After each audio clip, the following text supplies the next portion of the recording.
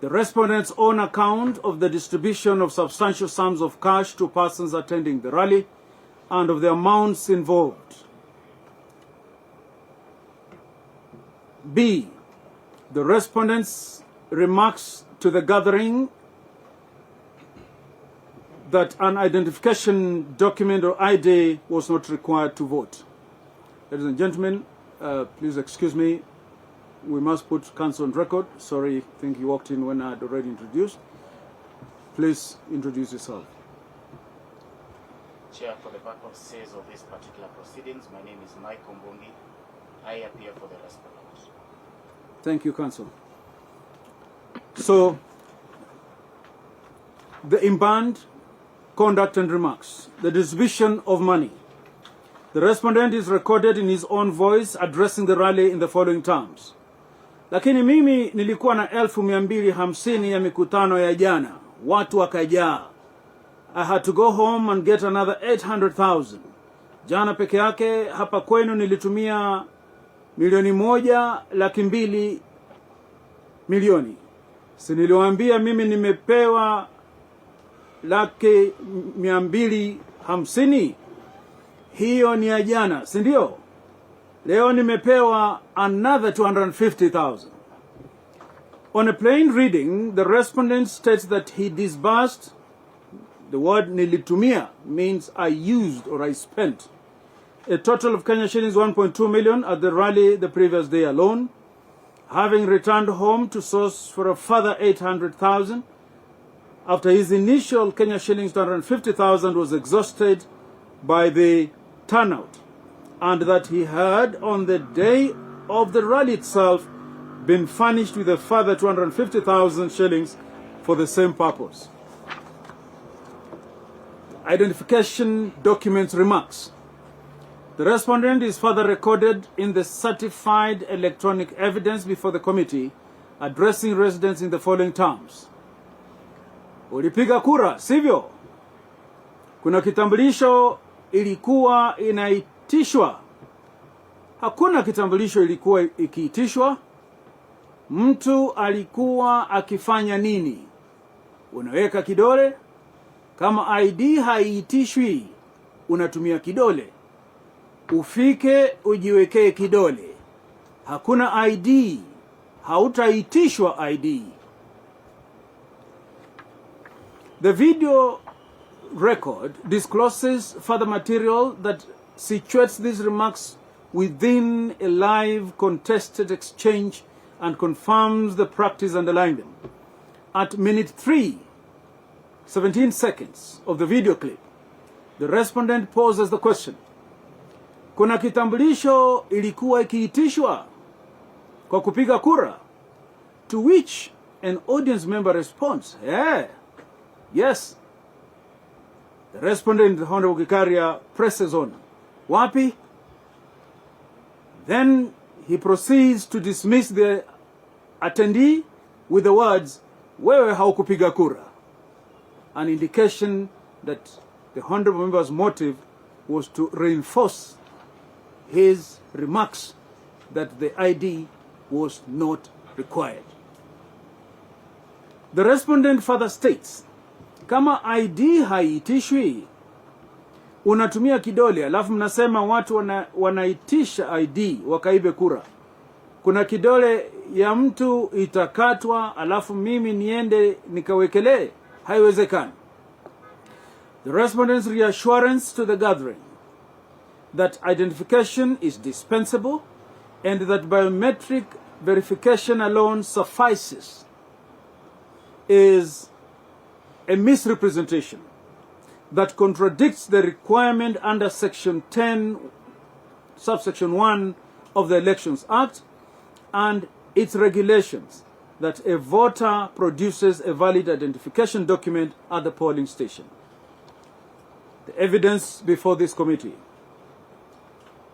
The complainant, who in this respect is the secretary to the committee and the prosecutor in this matter, during the hearing, she was able to present to the committee oral submissions highlighting the identified breach of the code.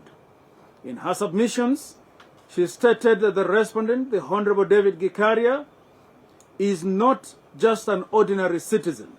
He is a prominent office bearer, a recognized political leader, and a member of parliament for Nakuru Town East constituency. By virtue of his position, he owes the highest duty of fidelity, honesty, and integrity to the public, the people whom he represents, and in this case, the people of Ol Kalou. Instead, during a recent campaign rally in Ol Kalou, the Honorable David, the accused in this case, chose to weaponize his influence.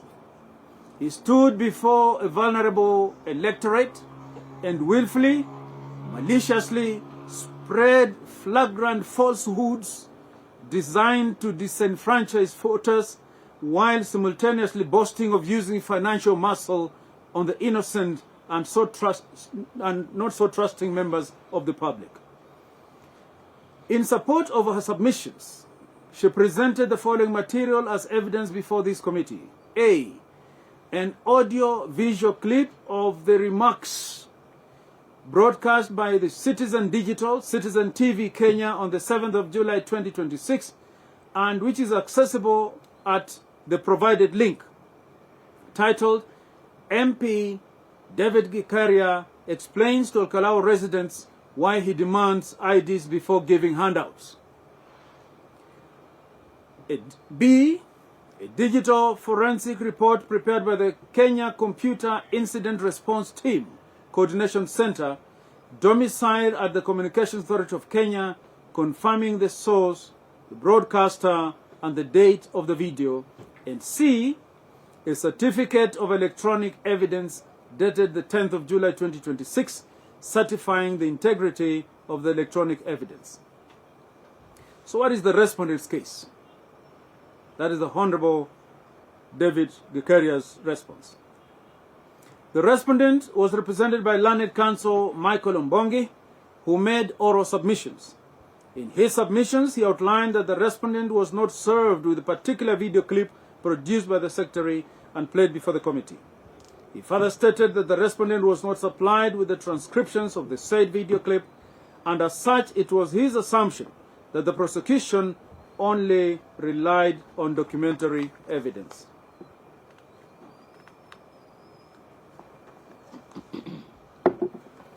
Regarding the contents of the video, he asserted that there was no evidence that money changed hands and that the speech was in itself an offer in exchange for them attending any particular gathering or meeting.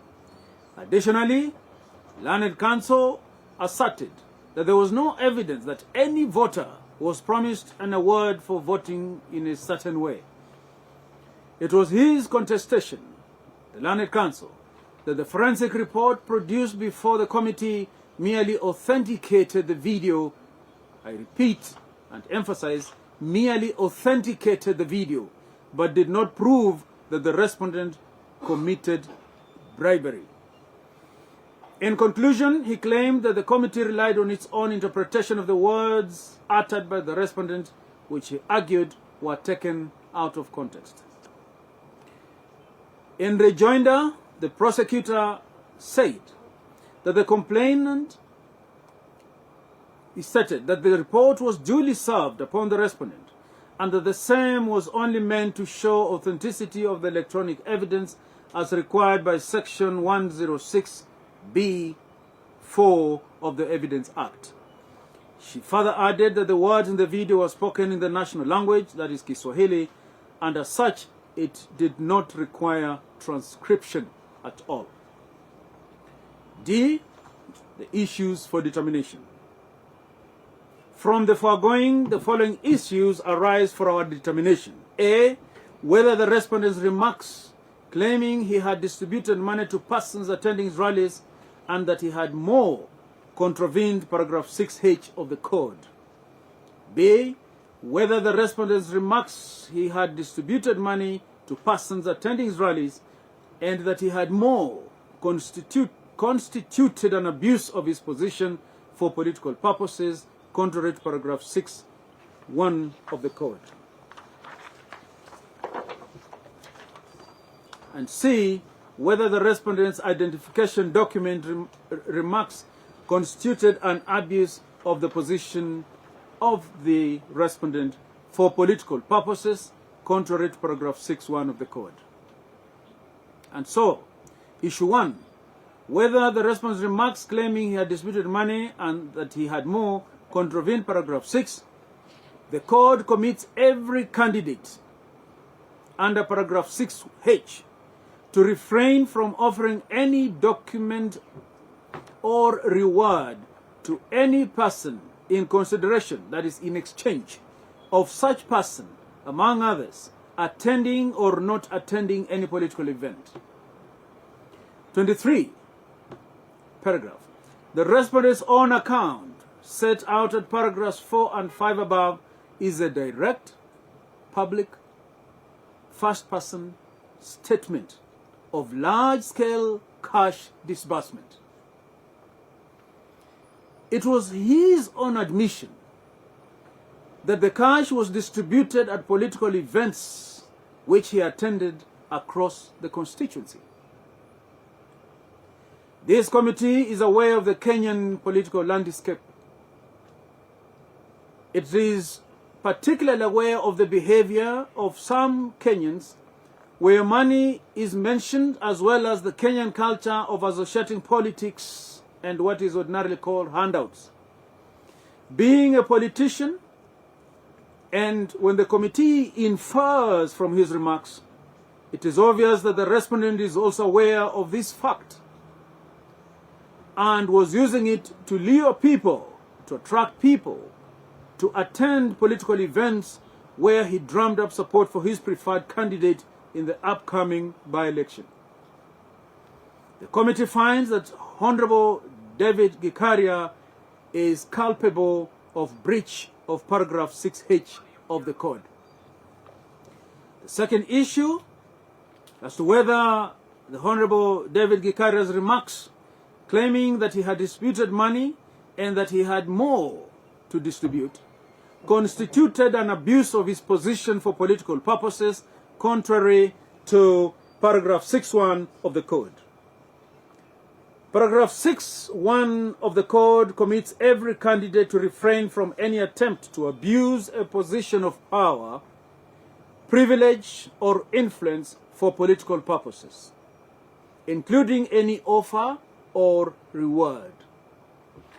The provision targets the deployment of standing, office, or advantage, rather than any specific category of statement, and its reach extends to the manner in which a candidate's authority is used, wherever that use serves a political end. The meaning of the word abuse in this context can be defined as the wrongful or improper exercise of a power or position to confer a benefit upon oneself or upon others. On this footing, conduct that trades on the authority of public office to secure or safeguard an advantage through statements that the office holder has misrepresent the true position amounts to an abuse of that office, irrespective of whether the advantage secured takes a pecuniary, that is financial, or a purely electoral form. The term political purpose may be understood in relevant part as any activity undertaken in support of or in opposition to the election or nomination of a candidate to public office. This formulation accords with the treatment in comparative electoral integrity practice of abuse of official position, as the deployment of the powers, privileges, and standing attaching to a public office to advance the electoral interests of a particular candidate or a particular political party. In sum, in total, that is, a political purpose is present wherever an act, whatever its surface content, is directed and influencing the conduct, perception, or compliance of an electorate, or at protecting or advancing a candidate's electoral standing ahead of a poll. The distribution of funds, which the respondent himself admits to doing, constitutes an abuse of his position under paragraph 6, Roman 1. It was the respondent's office, his standing as a sitting member of the National Assembly, and consequent capacity to convene, resource, and finance a rally of the scale described that permitted the disbursement scheme described at paragraphs 4 and 5 above. The financing and orchestration of that scheme is the deployment of the office, access to resources, and standing that only an incumbent legislator can command and commands. For the purpose of mobilizing and securing electoral support ahead of the by-election within the meaning of political purpose as set above. For the above stated reasons, this committee finds that the Honorable David Gikaria is culpable of breach of paragraph 6, Roman 1 of the Code in respect of the distribution of money, independently of and in addition to the finding at issue number 1 above. Issue number 3 for our determination, the respondent's remarks regarding the identification document constituted an abuse of his position for political purposes. Section 10, subsection 1 of the Elections Act, Cap 7, provides that a person whose name and biometric data are entered in a register of voters at a particular polling station and who produces an identification document, underlined, who produces an identification document, shall be eligible to vote at that polling station. Accordingly, the statutory voting process requires both production of an acceptable identification document, which is either a national identity card or a valid Kenyan passport, and then a biometric verification. Biometric verification does not operate as a statutory substitute or replacement for production of an identification document. To prove a breach of paragraph 6(1) of the Code, this committee finds that it is important to consider 3 elements. A, whether the respondent occupied a position of power, privilege, or influence. B, whether the respondent's conduct amounted to an abuse of that position of influence. And C, whether that abuse was for a political purpose. Position of power, privilege of influence. The respondent is the sitting member of parliament for Nakuru Town East. He is a leader and a person of influence, not only in his own constituency, but within the region of Ol Kalou included, and the country at large. So that answers the question of whether or not the Honorable Gikaria occupied the position of power, privilege, or influence at the time when he made the remarks. Regarding abuse of the position of influence, the deference that the respects and awe normally or customarily extended to a sitting legislator placed the Honorable Gikaria in a position of considerable influence over the residents who were assembled at the rally where he was addressing. Deploying that influential position, the Honorable Gikaria proceeded to offer the rally attendees a representation on the ID requirement, which misstates and misrepresents the position under the Elections Act and the attendant regulations.